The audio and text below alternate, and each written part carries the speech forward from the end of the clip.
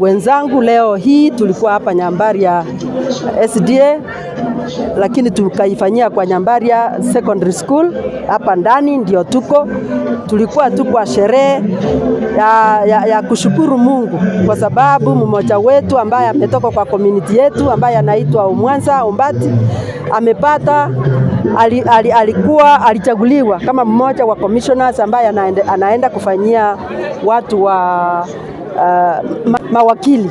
aende kuwafanyia kazi katika ile commission yao. Kwa hivyo na yeye kwa sababu ni mtu ambaye alilelewa kanisa na pia ni Mkristo, alionelea ya kwamba leo tukuja kumshukuru Mungu. So hapa tulikuwa kwa Thanksgiving, na hiyo Thanksgiving tumemaliza, na pia tunaendelea kusema ya kwamba Mungu wetu ambaye amemuleta mpaka umbali huu, tunataka tumuombee mazuri,